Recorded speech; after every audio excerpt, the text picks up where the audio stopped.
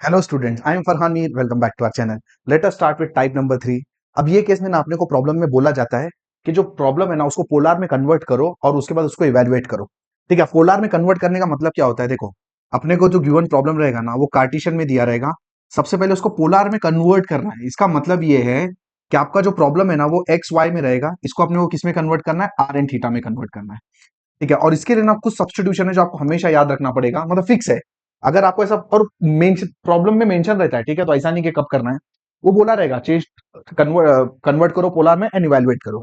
अगर ऐसा आता है ना तो एक्स को आपको आर कॉस थीटा पुट करना है, वाई को आपको आर साइन थीटा पुट करना है, एंड dx dy को आपको r dr and d theta put करना है। ये सब्स्टिट्यूशन आपका फिक्स है।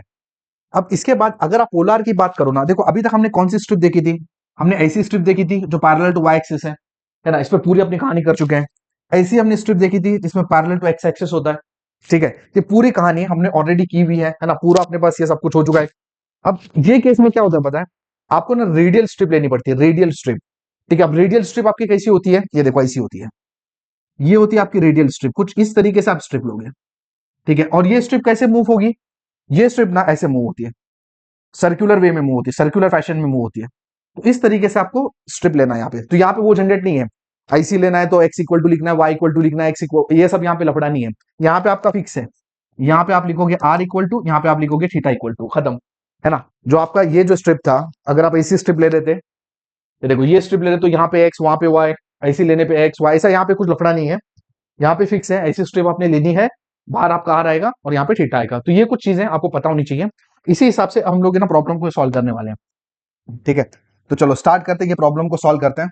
सबसे पहले तो आप समझ लो, ठीक है, कि सबसे पहले अपना फिक्स, कोई भी प्रॉब्लम को पोलर में कन्वर्ट करना है ना तो अपना स्टेप यहीं से चलूगा।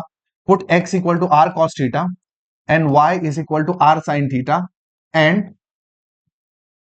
dx dy क्या हो जाएगा आपका? R d r d theta. ठीक है, तो सबसे पहले तो हम लोग ना यहां से पहले रीजन निकालते हैं कि क्या क्या रहेगा यहाँ पे। अगर इसको आप ऑब्जर्व करो केयरफुली, आपका जो इंटीग्रेशन है आई इज इक्वल टू, ये देखो, ये आएगा y, ये है आपका a, ये आपका 0, ये आपका a है। ठीक है, अब ये बहुत बार डिस्कस हो चुका है, limits are in terms of y, तो ये बेसिकली x इक्वल टू है। ठीक है, अब ऑब्वियस सी बात है, ये x इक्वल टू है तो ये y इक्वल टू है ना, मतलब जो पहला है, एंड यहाँ पे क्या है? x, पहला integration with respect to x है and with respect to y, तो ये गिवन प्रॉब्लम है।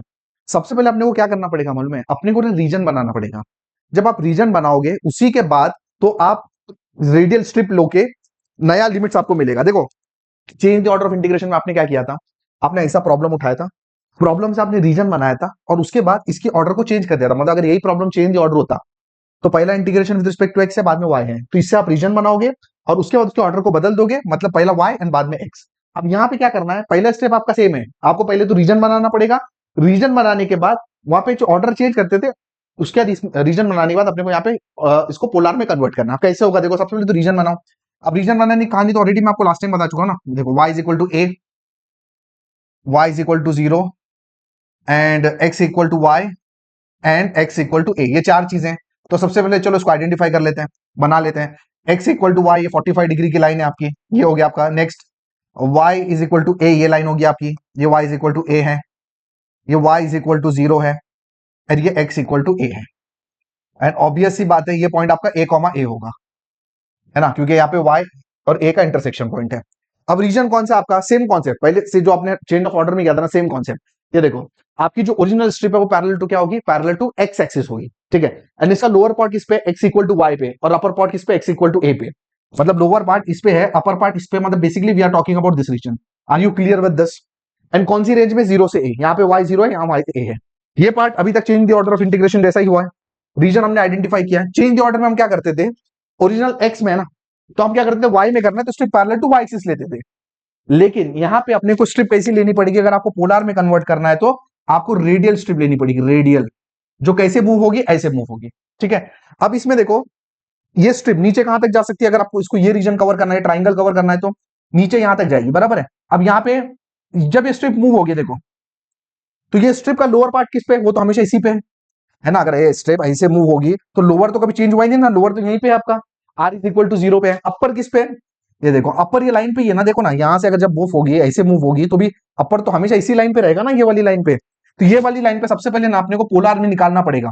ठीक है, देखो ये लाइन की इक्वेशन क्या है, x इक्वल टू ए, और अभी मैंने आपको बताया पोलर में अपन क्या पुट करते हैं, x की जगह अपन क्या पुट करते हैं, देखो लिखा ना r cos थीटा, तो ये बेसिकली हो गया r cos theta is equal to a। तो इसका क्या मतलब है, r क्या हो गया आपका, r हो गया a अपॉन cos थीटा। बोलो are you clear with this, है ना। तो एक काम कर लेते हैं, ये अपन इसको नीचे लिख लेते हैं, थोड़ा सा जगह बचा लेंगे। तो r आपका क्या हो गया, a अपॉन cos थीटा। तो मतलब बेसिकली ये आपको इक्वेशन मिल गई इसकी। अब थीटा कहां से कहां मूव होगा, ये देखो यहाँ पे थीटा आपका 0 है, यहाँ पे मतलब ये लाइन तक मूव होगा ना, ये लाइन तक। तो यहाँ पे थीटा कितना है, इसके लिए आपको क्या करना पड़ेगा, ये इक्वेशन को सॉल्व करना पड़ेगा, x इक्वल टू वाई को। और कैसे सॉल्व करोगे, वही यही पुट करोगे, r cos theta is equal to r sin theta, है ना। r गया दोनों तरफ से, tan theta is equal to 1, theta कितना हो गया π/4। तो ये जो एंगल है π/4 है। ठीक है, अब अगर आपने प्रॉब्लम को पोलर में कन्वर्ट किया तो देखो आपका प्रॉब्लम दिखेगा कैसे, यहाँ पे फिक्स है r, यहाँ पे फिक्स है थीटा। ठीक है, अब r कहां से कहां तक, ये देखो लोअर पार्ट जब स्ट्रिप घूमेगी, ऐसा कंपास मॉर्फिक घूमेगी जब स्ट्रिप, हमेशा 0 पे ही रहेगा लोअर पार्ट। अपर पार्ट किस पे रहेगा आपका, देखो ये वाली लाइन पे ना, जब ऐसे मूव होगी तो भी यही पार्ट यही लाइन पे रहेगा ना। तो ये लाइन पे आर कितना है, ये देखो आर है a upon cos theta, and theta is equal to what, theta यहाँ पे 0 है, एंगल π/4 तक जाएगा। और अंदर का फंक्शन भी बदलेगा। ठीक है, अंदर का फंक्शन क्या, देखो x dx dy, x क्या होता है आपका r cos theta, and what is dx dy, r dr d theta, है ना। ये देखो dx dy को आप क्या पुट करते हो, r dr and d theta. तो इन शॉर्ट अगर आप देखो तो theta is equal to 0 to π/4, r is equal to 0 to a upon cos theta, और अंदर आपके पास क्या रहा, आर स्क्वायर, देखो r square cos theta d theta, d r and d theta. बोलो क्लियर है पिक्चर। अब ये केस में अगर आप देखो तो सेम चीज, पहला integration with respect to r करोगे तो थीटा कांस्टेंट, मतलब अगर आप उसको इंटीग्रेट करोगे तो देखो कैसे होगा ये, एक काम कर लेते हैं, ये देखो theta is equal to 0 to π/4, इसको रहने दो इधर ही, और ये कॉस थीटा को अपन बाहर ले लेते हैं फिलहाल के लिए। ठीक है, अब बचा क्या, आर स्क्वायर। अब आर स्क्वायर का इंटीग्रेशन क्या होता है, r³/3 with respect to r करोगे तो, and what are the limits, limits आपकी हैं 0 से a by cos theta, and जो आया उसको अपन किससे करेंगे, उसको करेंगे डी थीटा से। एक काम कर लो, इस 1/3 को आप बाहर ही ले लो, ये वाला 3 बार ले रहा हूं, 0 टू π/4, इधर cos थीटा है आपका, रहने दो इसको cos थीटा को। चलो upper limit minus lower limit, upper limit डालते हैं a³ अपॉन, ये 3 तो आप बाहर ले चुके हो बराबर, ये डालेंगे इधर a³ upon cos³ theta, minus lower limit तो खैर 0 ही है, एंड डी थीटा, है ना, लोअर लिमिट तो आपकी 0 है। अब इसको अगर सिंप्लीफाई करोगे, देखो a cos थीटा गया, तो बेसिकली नीचे cos स्क्वायर बचा, cos स्क्वायर ऊपर जाएगा तो क्या बचेगा, sec स्क्वायर। तो इन शॉर्ट ये क्या बना आपका, और ये a³ भी बाहर ले लो, सो a³ अपॉन 3, 0 टू π/4, है ना, और ये cos थीटा cos स्क्वायर मतलब बेसिकली sec स्क्वायर थीटा बचा आपका, and d theta, and what is the integration of sec square theta, tan theta, है ना। एंड लिमिट्स क्या आपकी 0 से π/4, अपर लिमिट डालो लोअर लिमिट डालो, a³ अपॉन 3, अपर लिमिट डालोगे π/4, tan π/4 is 1 and tan 0 is 0। इसका मतलब है ये जो i है इसका इंटीग्रेशन क्या बना, a³/3। So this is your first problem, जिसमें अपन ने क्या किया, प्रॉब्लम को पोलर में कन्वर्ट करके सॉल्व कर दिया। ठीक है, तो एक बार समरी देख लो कैसे करना है। जब भी आपको बोलेगा प्रॉब्लम को पोलर में सॉल्व करो, तो सबसे पहले आपको सब्स्टिट्यूशन फिक्स है, x equal to r cos theta, y is equal to r sin theta, and dx dy क्या होता है, r dr d theta fix. सबसे पहले जो भी गिवन प्रॉब्लम आपका रहेगा उसमें से आपको ना रीजन आइडेंटिफाई करना पड़ेगा। ठीक है, अब डिफरेंस बता रहा हूं कि चेंज द ऑर्डर और इसमें डिफरेंस क्या है।